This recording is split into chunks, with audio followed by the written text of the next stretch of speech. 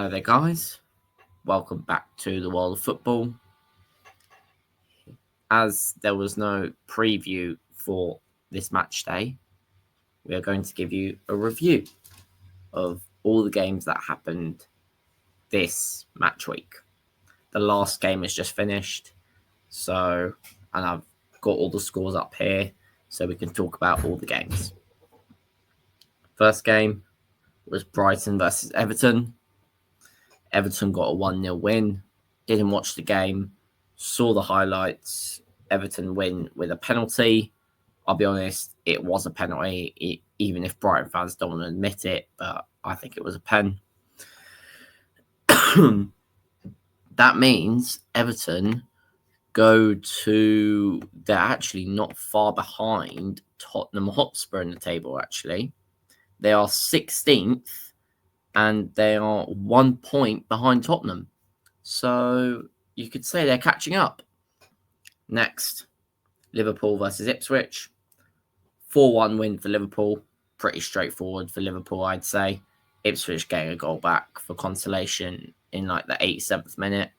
Just to give their fans something to shout about, travelling all that way.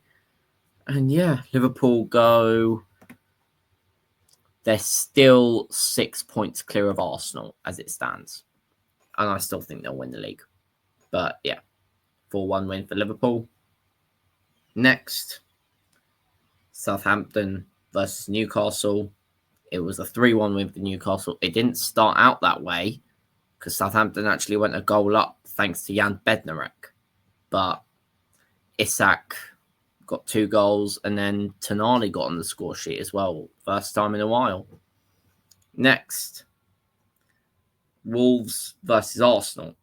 Now, this was a game of controversy because, I think we've all seen that Michael Oliver, the referee of this game, has not been treated well after this game. Probably because he's got abuse towards him and his family. Now, I will say I don't like certain referees, but I don't attack on them personally. I'll say that you're a rubbish referee, but I won't say that you're a bad person or go kill yourself or something like that. You can't do that. It's the same with players and managers. If you want the manager gone, you can't attack on them personally. Just professionally. You can criticize them, but you can't attack them. It's obviously to do with that Mars Lewis Skelly red card. But yeah, I'll be honest, didn't think it was a red card, but he gave it in the end. And obviously Calafiori getting the goal to give Arsenal the 3 points.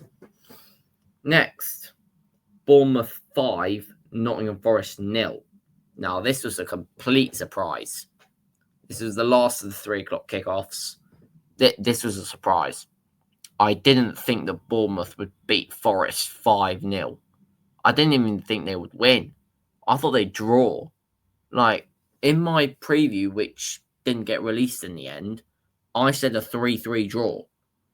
So, yeah, I was completely wrong. Bournemouth blew Forest out of the water. And yeah, Justin Kluivert and Ouattara just running the show. Next, can't believe I'm talking about this again. City versus Chelsea. Now, obviously, I was on a live stream on this channel with a Chelsea fan on a call, so I couldn't really commentate on the game, but nothing to really say. Chelsea did start well, but yeah, City were just City for the rest of the game, weren't they? If you go that quickly ahead against City, you just know they're going to punish you.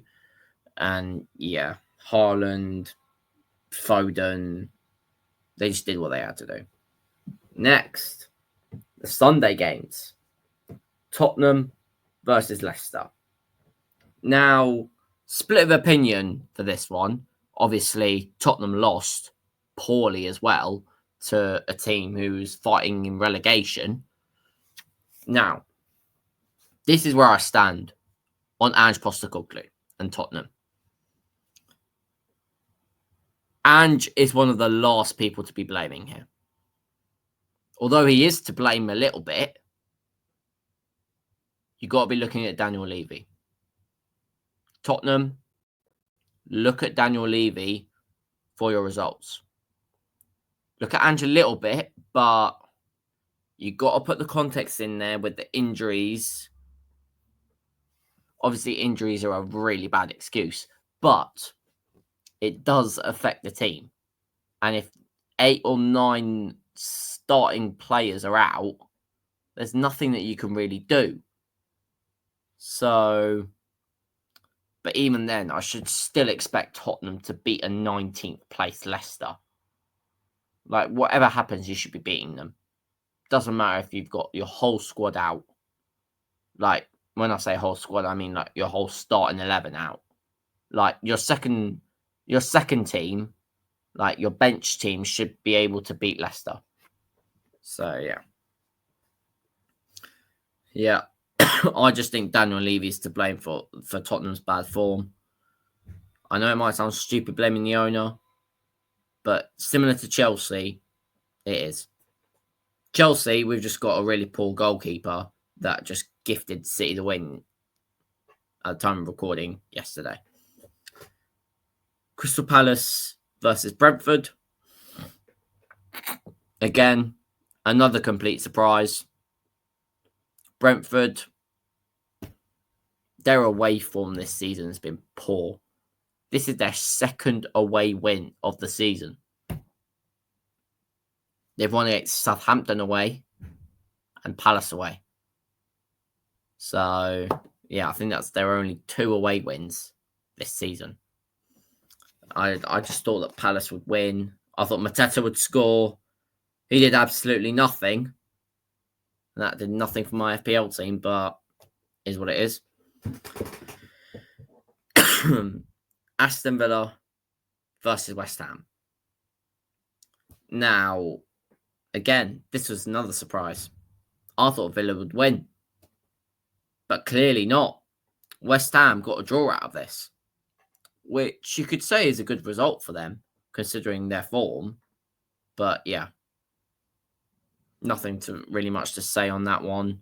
I mean, who actually scored in that game? Oh, it was Jacob Ramsey. Yeah, I was watching that. I was actually watching that game up until Jacob Ramsey scored, and then I turned it off.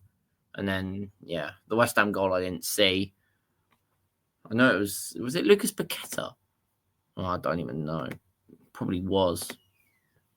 Oh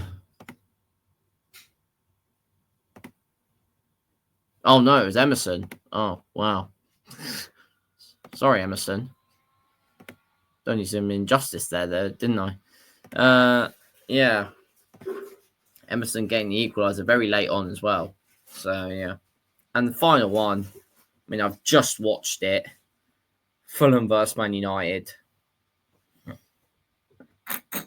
Again, another surprise. I thought Fulham would win.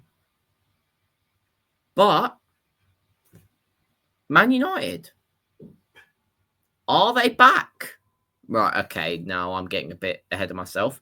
It is Fulham, but if I'm not mistaken, have they played Fulham already at home this season and lost?